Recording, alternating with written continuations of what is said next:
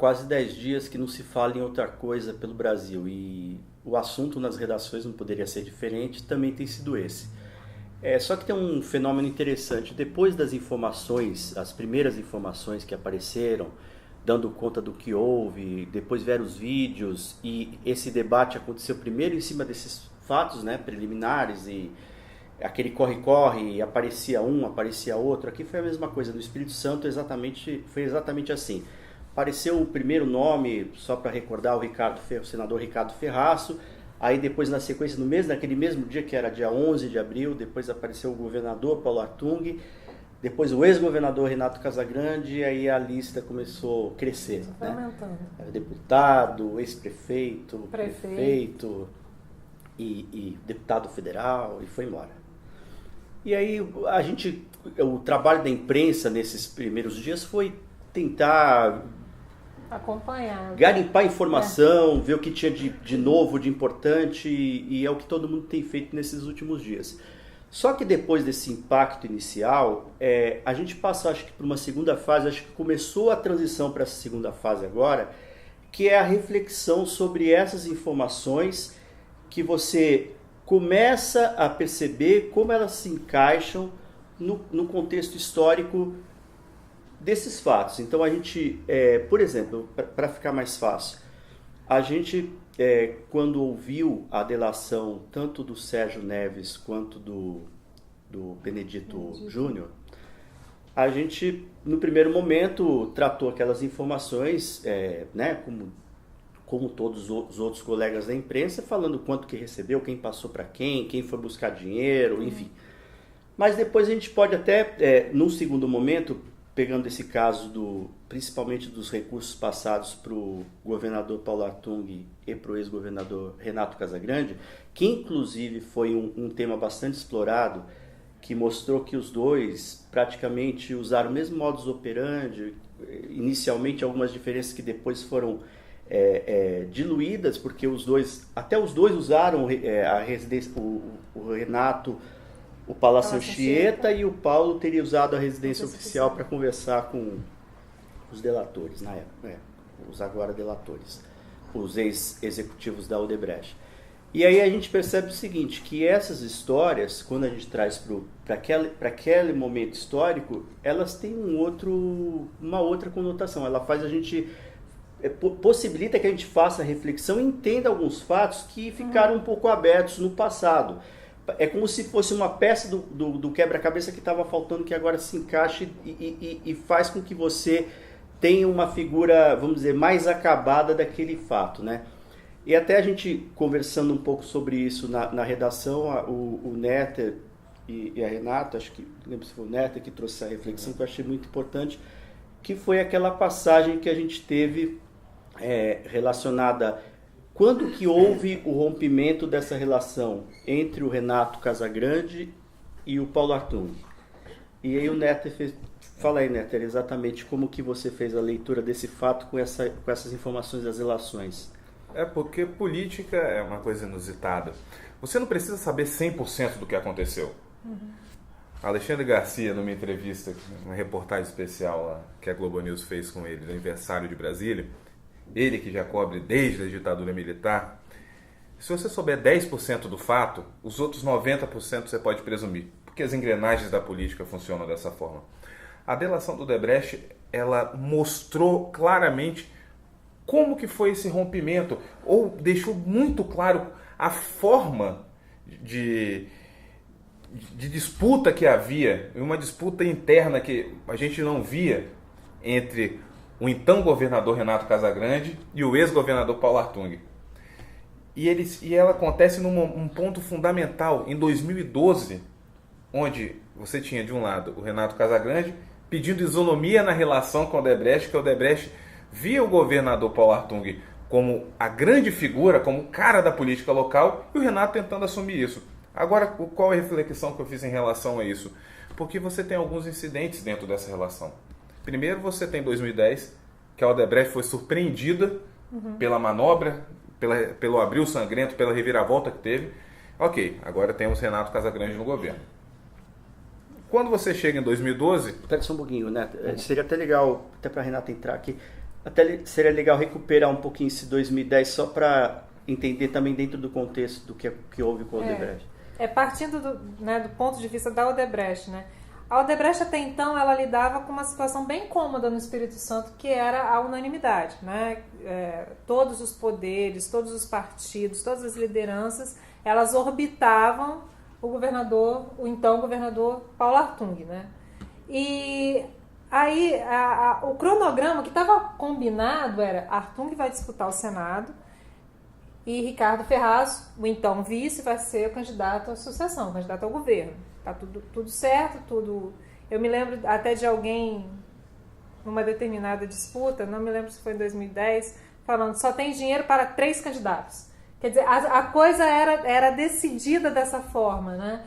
Que quem vai disputar o quê, quando, com quais parcerias. E quem decidia isso era o governador Paulo Artung. E a Odebrecht conversava com o Artung, a partir daí, isso partindo, né, da interpretação que a gente está fazendo das delações, né, da delação do Benedito Júnior. Só que o que aconteceu em 2010, embora muita gente acredite essa manobra, né, ao governador Paulo Artung, essa manobra, na verdade, ela não foi feita por ele, né, ela foi aceita por ele. Algum tempo antes de abril, não sei se foi em dezembro, o então ministro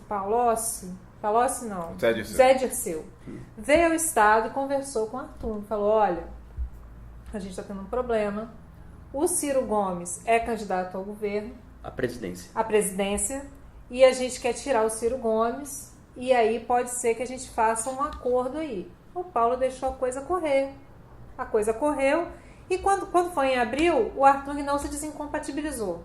Todo mundo esperava que ele saísse do governo, ele não saiu para disputar o governo. Porque o Senado está muito... Não é um bom momento para ir ao Senado, não sei o que e tal. Mas por que ele não se desincompatibilizou? Porque ele tinha que deixar aquela vaga aberta. Porque até aquele momento o Magno Malta era uma vaga meio que garantida. Então ele tinha que abrir uma vaga para o Senado. Então ele teve que sair fora. E o acordo foi feito. O Ciro retirou a candidatura dele à presidência, o PMDB e o PT apoiaram 6 candidaturas do PSB a governos estaduais, entre elas Eduardo Campos, em Pernambuco, e Renato Casagrande, no Espírito Santo, porque o PSB queria ampliar a sua base, queria sair do Nordeste, né? E conseguiu o governo do Espírito Santo. Então foi isso que aconteceu em 2010. A própria Odebrecht tomou um susto quando descobriu: mas Paulo, o que está acontecendo? A coisa veio lá de cima e é isso mesmo, e aí mas até então estava tudo certo, porque Renato continuava sendo o candidato do Paulo ao governo do Estado e o Ricardo Ferraz, candidato ao Senado, também dentro do grupo do Paulo. Até ali todo mundo estava junto. Aí pula para 2012. E aí que entra... Corta para 2012. E aí, vamos voltar agora, aí que entra esse novo componente. Até então era um casamento mais ou menos definido, que tinha a bênção do Paulo, o Paulo como o regente da política capixaba, e essas lideranças, tanto nessa época se falava muito na tal fila, que a fila que foi um dia interpretada como uma unanimidade bonapartista pelo Luiz Paulo, que foi preterido dela. Então foi seguindo até você chegar... Tinha até uma pré-fila, né? Que antes se falava que estava Luiz Paulo, Ricardo Ferraço e tinha mais um. João Coser? João Coser, que estavam se articulando ali para ver quem que ia pegar aquele espaço. E aí, nesse aquecimento, o Ricardo saiu na frente, era o primeiro da fila. Né? Era o vice-governador à época. E aí você vê esse casamento, funciona, que é o governo compartilhado. O Renato chega ao governo, mas o Paulo permanece presente nas principais funções através de seus mais fiéis auxiliares que vinham de sua trajetória. Até que você começa a perceber que o Renato tentou fazer parte, tentar também dar as cartas dentro desse esquema. Se for confirmado o conteúdo da delação premiada, que diz que o então governador pede ao Odebrecht isonomia de tratamento com Paulo, o que a gente pode supor? que ele estava tentando igualar o jogo. Ele queria também dar as cartas, porque dar as cartas é ter esse controle das elites econômicas, das elites empresariais. E aí, elites empresariais, desse Odebrecht, as grandes empresas daqui, todas essas fazem parte do mesmo conjunto. É porque o Odebrecht, como foi pega na Lava Jato primeiro, mas tem muita coisa a ver. Imagina as outras empreiteiras começarem a falar, se forem obrigados os executivos das grandes transnacionais que mandam no Espírito Santo, ou alguns dos representantes que foram até o Palácio essa semana para prestar solidariedade ao Paulo. E aí você começa esse rompimento. Isso em 2012. Tanto que acontece no meio de 2013 o início do rompimento, de fato, que é aquele estudo feito pelo gabinete do senador. 2014. Não, foi... O estudo de 2014. O estudo Sim, foi... 2014. Foi 2014. No último ano do Casagrande. Foi no último ano de governo. Aí você vê, em 2013 você começa a tensionar a relação. Então você começa a ter figuras saindo, você tem um atropelo dentro dessa relação com o Odebrecht, que foi a questão do saneamento na Serra, que inclusive a gente já falou bastante sobre isso aqui. E na época a gente fez questão de pontuar, porque o Neivaldo Bragato, que foi apontado na delação premiada como operador do Paulo, era presidente da Cesan. Paulo Rui tinha saído da Cesan. Não, Paulo Rui veio depois, aqui é uma confusão tão grande. Você tinha o Neivaldo Bragato na Cesan, você tinha o Odebrecht pronta para assumir a PPP da Serra, vem Renato e corta isso, tanto que o Odebrecht nem disputa. O Neivaldo deixa a Cesan. Depois, Paulo Rui, que tinha saído do governo para ser consultor do Odebrecht antes dessa operação, volta para a Cesan, até você chegar no ano seguinte ao rompimento em definitivo. O que a gente pode tirar de tudo isso que a gente falou? Que a questão do rompimento não foi um rompimento político, não foi um rompimento por a questão de que a gestão fiscal do Estado estava indo pelo lado. A gente vê que era uma disputa de poder dentro do... Eu destaco nisso aí, na eleição de 2012, a gente vê que o Paulo não subiu em muitos palanques, mas ele fez questão de subir no palanque do Luiz Paulo, que estava andando sem ele. Isso que vocês estão falando, em 2012 você tinha um candidato do Renato e um candidato do Paulo em Vitória. Em Vitória. Exatamente. E o Paulo perdeu. Né? Que mostra essa disputa por poder, exatamente. Que era muito velada. Era uma questão de ocupação fora era de muito espaço. velada, né? Para fora era muito isso. velada. Eles para fora parecia que estava tudo bem, a unanimidade, essa era a imagem que você tinha para fora. Mas você percebe que esse rompimento, como a gente mesmo sempre pensou, que ele começou a partir de 2014 com o estudo da Ana Paula e do Haroldo. Concluindo, Era só um argumento para parecer que, né, inclusive porque você vê como que as coisas não são por acaso. Se você for pensar, o que apareceu no estudo da Ana Paula, que acho que foi em março ou abril, se não me engano, de 2014, foi o que sustentou toda a linha de campanha do Paulo. Sim. E que depois no governo dele também, no início, foi a questão do ajuste, que o Estado estava de cabeça para baixo. Tal. E para recordar de 2000, essa passagem, quando você fala da questão do Luiz Paulo e do Luciano, que ali ficou claro, ali estava começando ficou mais claro do que nunca que havia uma divisão. É só você lembrar a entrada triunfante de Paulo Artung no comício do Luiz Paulo no Álvares Cabral. Nossa. Era quase um mega comício. Eles entrando ali, parecia uma cerimônia de casamento, casamento político, que eles entraram juntos com aquela claque toda. E do outro lado, o Renato, que depois em 2014 trouxe até o Gandini como candidato a vice. Sim. Eu lembro de estar no Palácio em 2013 e para ver como que as coisas são tão veladas. Então, quando você pega um evento, é uma fagulha que clareia tudo. Você Em 2013, organiza as ideias. Em dezembro de 2013, estava no Palácio Anchieta, naquele café da manhã que o governador dá para a imprensa. Aí todo mundo lá. E, governador, pode fazer a primeira pergunta? Você pode ficar assim entreolhando. Eu fiz a primeira pergunta. Governador, o senhor é candidato à reeleição? Ele falou, depende. Naquela época o Renato ainda estava tentando conciliar. Ele já admitiu que aquilo foi um erro. E aí a gente pode concluir o que? O Renato foi muito ingênuo. Mesmo, porque ali era uma briga de poder e a delação do Odebrecht e até a forma respeitosa que eles tratam o Dr. Paulo, o Dr. Paulo sabia de tudo, tanto que ele articulou desde o início do governo a forma de retomar o governo. E parece muito claro que ele conseguiu esse plano. Sim. Agora, se o Renato vai como um aliado, né, um aliado respeitando a hierarquia, o Paulo talvez não disputasse a reeleição.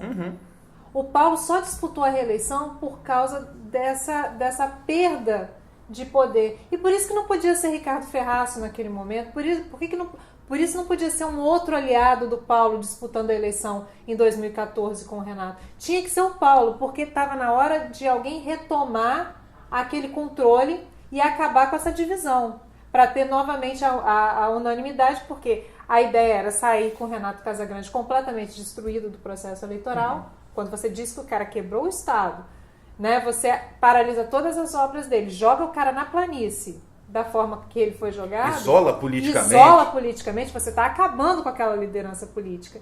Então, se você está acabando com o cara que criava a polarização, você retoma a unanimidade. Só que nem a Odebrecht, nem o Artung, nem ninguém desse grupo aí conseguiu perceber que o momento era outro, que a realidade era outra, que não tinha mais condição de você retomar aquela unanimidade, não daquela forma, porque você não tinha mais o crime organizado para combater, você tinha novas lideranças que estão buscando espaço também, e você tem incêndios acontecendo o tempo todo em algumas instituições que antes faziam parte do acordo, né, do arranjo, né, das instituições, do arranjo institucional, que impedem que o Paulo volte a ter, até porque um terceiro mandato ele nunca vai ter aquele cenário que ele tinha antes. E prova disso, que eu acho que é uma coisa sensacional que a delação deixa claro, o esquema da Odebrecht é o seguinte: eles olham quando o Renato reivindica, né, eu quero mais, porque também, né, e a isonomia... Quem tá com a caneta sou eu. Então, só que isso em 2014, o que a Odebrecht percebe? Ela confirma essa situação, que já havia o racha, ela já tinha percebido isso, ela começa a falar assim, bem, eu não posso apostar em só vou apostar nos dois, não posso pôr dinheiro, porque essa é a ideia que a gente estava falando. Pôr dinheiro num grupo só é muito melhor do que você dividir esse dinheiro em dois grupos e você corre riscos. Até porque você não pode dar uma quantia X para um e Y para outro. Você vai ter que dividir. Você provavelmente vai sair mais caro, né? Exato. E em 2014 as coisas já eram mais complicadas. E você não vai pegar aquele mesmo bolo aqui e vai dividir por 3. Né? Você tem que fazer a aposta praticamente igual, né? Para poder garantir os dois. Quem ganhar vai garantir o apoio. E depois você percebe o seguinte, que o Renato, quando vai atrás da Odebrecht em 2014 para a campanha, ele faz questão, né, de querer mostrar que ele era o governador e que, para você ver como essa coisa da briga pelo poder era muito clara. Que a gente fica procurando até outros argumentos, mas na verdade o que estava dividindo os grupos, né, em torno de Paulo e de Renato, era realmente a briga pelo poder. E que ficou muito clara agora quando você vê os dois falando até essa história, e você percebe o seguinte: foi tudo muito cômodo enquanto as coisas foram acontecendo para os dois, porque eu acho inclusive que o Renato sempre quis mostrar que estava tudo bem entre eles, pensando inclusive no compromisso do Paulo não disputar. Eu acho que ele tinha muita convicção, tanto que eu acho que ele foi o último a acreditar que o Paulo não disputaria. E o Renato acreditou que ele era muito maior do que ele realmente era. Como governador, ele achou que ele era muito maior, que ele não precisava ir no interior, não precisava fazer aquilo. E ele achou que o Paulo, como ele já tinha aquele histórico de não entrar em confronto, ele não fosse ter coragem de entrar em confronto com o Renato, que estaria, na visão do Renato, muito maior. Porque sempre foi uma dúvida, né? Será que o Paulo partiria por uma disputa? Porque ele não é disso, né? Mas era uma disputa que valia muito mais do que uma cadeira. Valia o controle de todo o sistema de poder. Então por isso você vê que todo mundo saiu cheio de marca, todo mundo saiu olho roxo, corte do todo mundo saiu muito ferido de 2014. E o Paulo carrega essa cicatriz até hoje, que quando você fala em delação, o que vem à mente das pessoas? Vem mansão secreta, isso é da eleição. Vem Econos, isso é da eleição. Vem os imóveis da família, isso é da eleição. Tudo isso aparece, tudo isso brota. O Paulo carrega essa cicatriz. Para ele pode ter até valido a pena retomar esse controle. Só que, quais as condições? Você Mas esqueceu só de aí, citar. será que tá? Será que Conseguiu? vale tudo? Porque um dos problemas disso, porque ele governou enquanto você tinha um boom dos commodities, Aham. você tinha uma economia Aham. muito firme. Hoje não, a situação é diferente. Exatamente. O Paulo falou tanto de crise que o Estado não estava. Entrou numa crise. E hoje ele paga o preço disso. Agora, olhando para o futuro, eu não consigo imaginar o que vai sobrar. Porque hoje, pelo conteúdo das delações, tanto o governador Paulo Artung quanto o ex-governador Renato Casagrande são irmãos siameses. Irmãos siameses, eles atuavam da mesma forma. E contaminaram seus filhos, e né? contaminaram, cara, é perfeita essa analogia. Porque quando o Renato vai pedir dinheiro para Luciano, para a campanha de Luciano, segundo a delação, Levou junto, né? ele levou o Luciano junto. Se Paulo entrou na campanha de 2012 pedindo dinheiro para os aliados, a gente está falando de quem? De Luiz Paulo Veloso Lucas, dos candidatos que ele apoiou.